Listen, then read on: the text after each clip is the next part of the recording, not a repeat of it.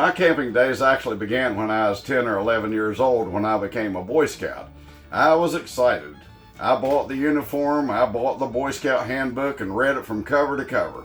I remember the Boy Scout oath, and I'd hold up my hand like this and I'd say, "On my honor, I will do my best to do my duty to God and my country and to obey the Scout law, to help other people at all times, to keep myself physically strong, mentally awake, and morally straight." In fact, I carved a hand with the Boy Scout hand sign. One of the most important things I learned was the Boy Scout motto, be prepared. Now, whether you have a tow behind, a fifth wheel, or a motorhome, being prepared is key, and I want to talk about that today. So let's roll that intro.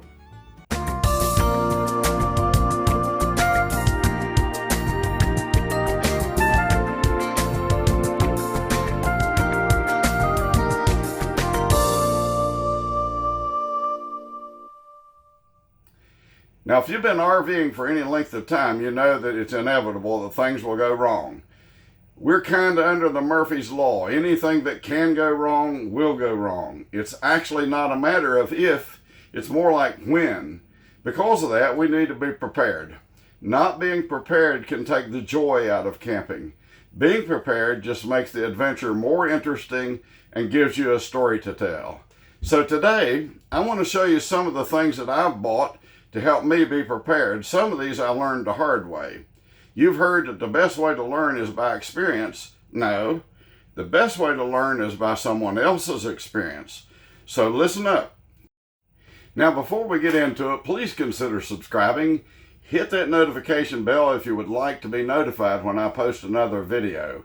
Share this video, and if you feel that it was informative to you, please give me a thumbs up. Make sure you stay tuned to the end because one of my tips can save you a lot of trouble. So here we go. The first is fuses.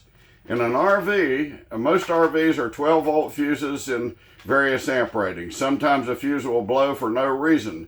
If you put a replacement in and it blows, then you need to search out why. Next is a water pressure regulator. Now, most campgrounds are notorious for having either too much water pressure or too little water pressure. Too little is just an aggravation. Too much can cause a water line to pop off a fitting and quickly create a lot of water damage.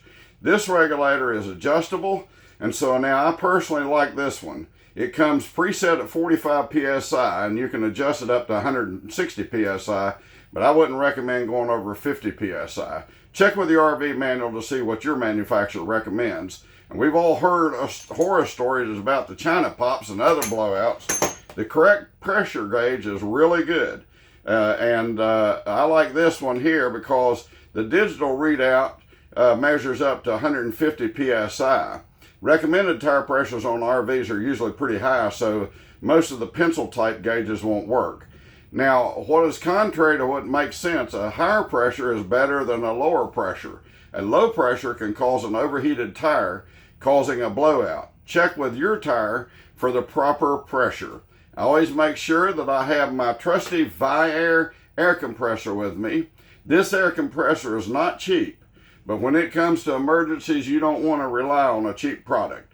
This one connects to your truck or onboard battery and has a cable long enough to reach the tires on most RVs. It will pump pressures up to 150 psi. However, that might take a little while. Next, and very closely related, is a tire puncture kit. I cannot tell you how many times I've had to use these. And I have a kit in each one of my vehicles, and you can get really expensive ones, but I recommend getting the Amazon's bestseller listed below this video. It costs less than 20 bucks and it'll do the job. Another important thing is a voltage meter. This thing is worth its weight in gold when you need to test a circuit. There are plenty of videos out there that shows you how to use it. Mine's the older one, but I'll put a link to a similar one that you can get on Amazon below.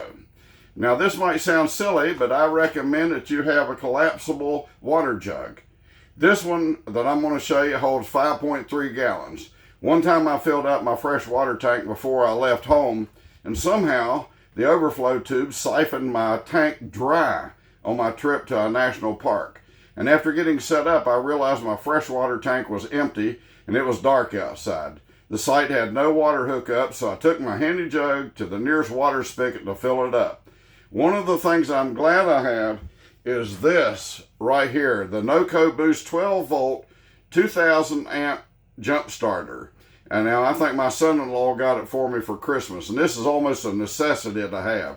Sometimes another vehicle is not available to jumpstart with jumper cables, and this NOCO Boost is powerful, handy, lightweight, and can be recharged from any USB source. So I highly recommend this one. Plus it has a powerful light on it, and it really helps you out. All right, here's the biggie. We were mooch docking at my daughter's and her husband's house, and they had electrical and water hookups for me, but no sewer. The second night there, I realized that I'd forgotten to dump my tank at a campground that we were at the week before. At midnight, my wife said, "The commode is making a burping sound."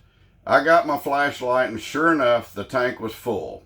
Long story short, after calling several hours, septic pumping companies, we found one that was willing to come and help us out. After he was there for about 5 minutes and connected to my dump connection, there was a large sucking sound that almost instantly emptied my tanks and my wallet. $267. That's when I ordered this and 100 feet of the hose the next day. It's a FloJet macerator pump, and it's worth its weight in gold also. I ordered this 100-foot black hose. It's a fiber hose. It's 5/8 inch in diameter, but I may never need this, but if I do, I'll be prepared. Now finally, it may not fix everything, but you cannot ever be without duct tape. I always keep that, some hose clamps, and zip ties. You can pick those up at Harbor Freight, Lowe's, or Home Depot. Well, that'll do it for this video. Until the next time, happy traveling. Let it go.